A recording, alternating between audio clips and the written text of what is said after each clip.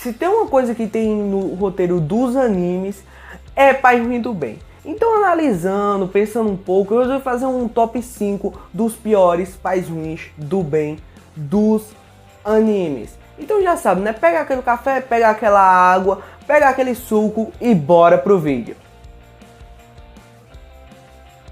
Fala Nerdbase, eu sou o João e sejam bem-vindos ao Nerd Superior.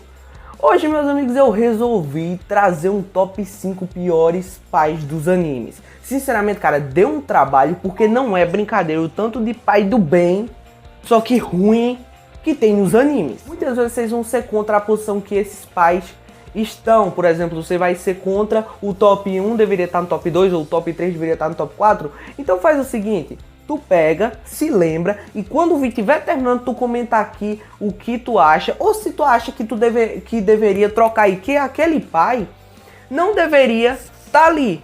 Mas agora, meus amigos, sem mais enrolação, bora logo para esse top 5. Em quinto lugar, no nosso quintíssimo lugar, nós temos ninguém mais, ninguém menos que o Naruto Uzumaki. Meus amigos, se você é do mundo otaku, do mundo nerd, com certeza você conhece o Naruto Uzumaki. Não importa se você é nerd há muito tempo ou há pouco tempo.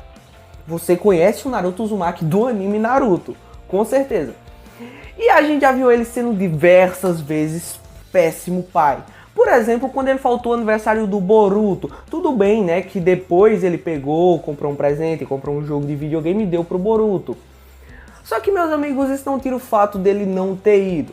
Outra vez muito pior que essa foi quando ele simplesmente faltou o aniversário da Himawari e, como se não tivesse bastado faltar, mandou um clone porque tinha feito uma promessa ao Boruto. E aí no meio da festa o clone se estourou logo quando ele tava com um pedaço de bolo na mão, com um bolo inteiro, para falar a verdade. E aí o bolo caiu no chão.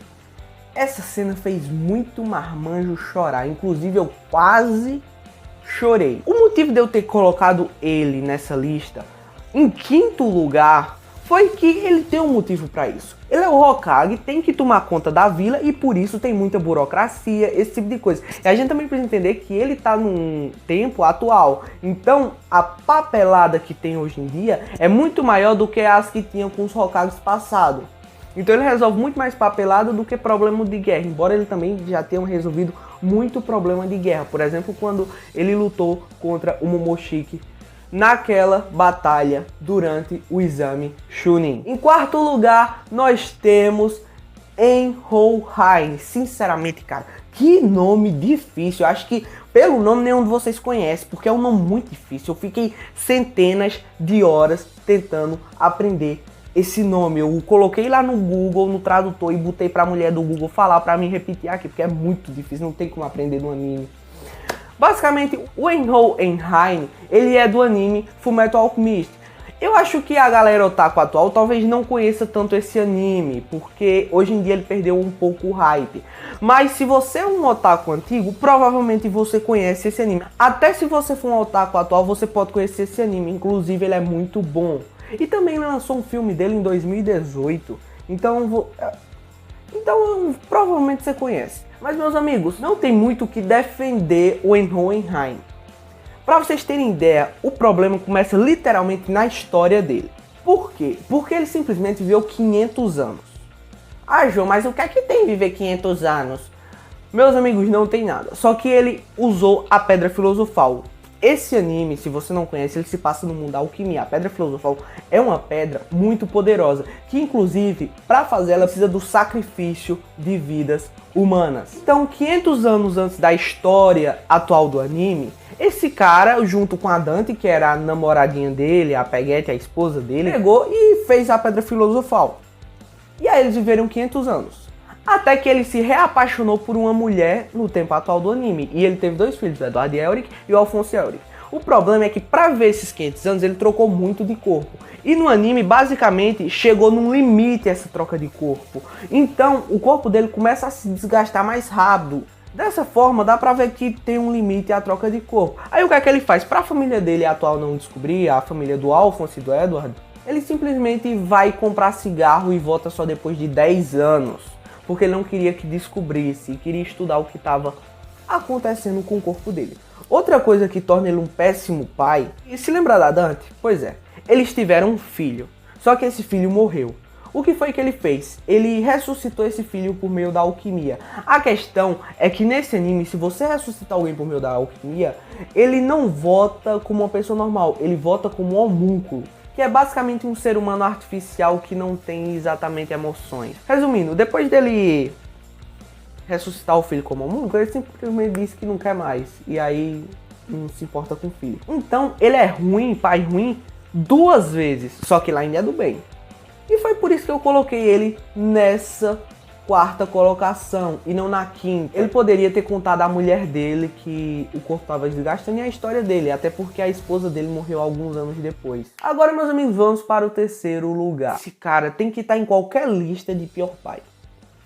A gente tá falando do Son Goku, do anime Dragon Ball, que com certeza você conhece, você que é do mundo otaku conhece. Por que eu coloquei ele nessa 3ª posição?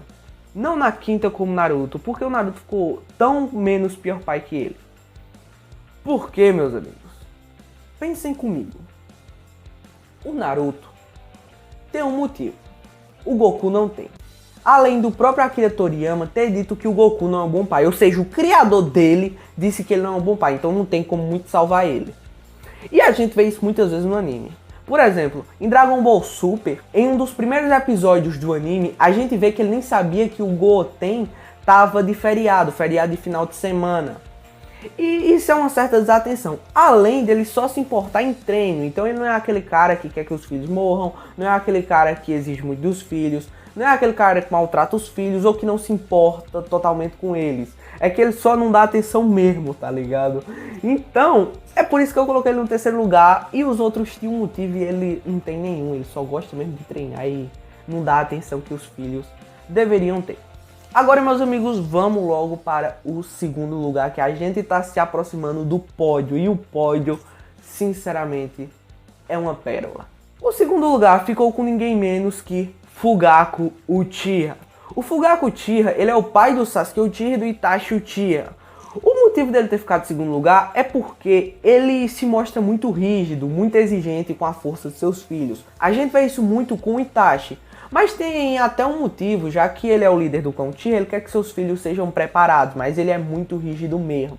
Embora que no final do anime, quando ele morre, quando Itachi mata ele, dá pra ver que ele é um pai bastante compreensível.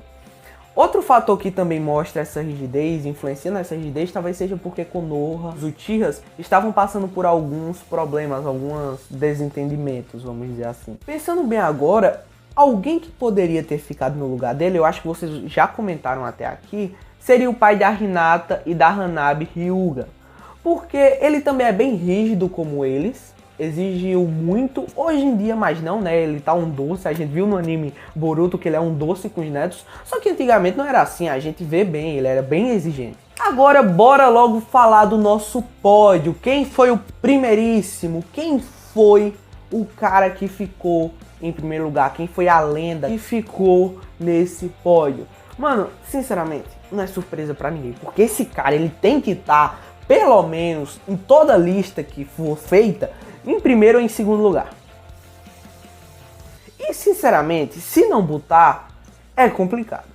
Porque o nosso primeiro lugar ficou com Endeavor, o pai de Todoroki. Quem viu Boku no Hero, você vê a história do Todoroki, dá muita pena, vontade de chorar. Simplesmente, ele começou se casando porque queria ter um filho com individualidade poderosa, ou seja, se casou por poder. E isso era uma prática bem antiga no anime, era uma prática que os antepassados dos personagens dos animes que faziam para obter poder.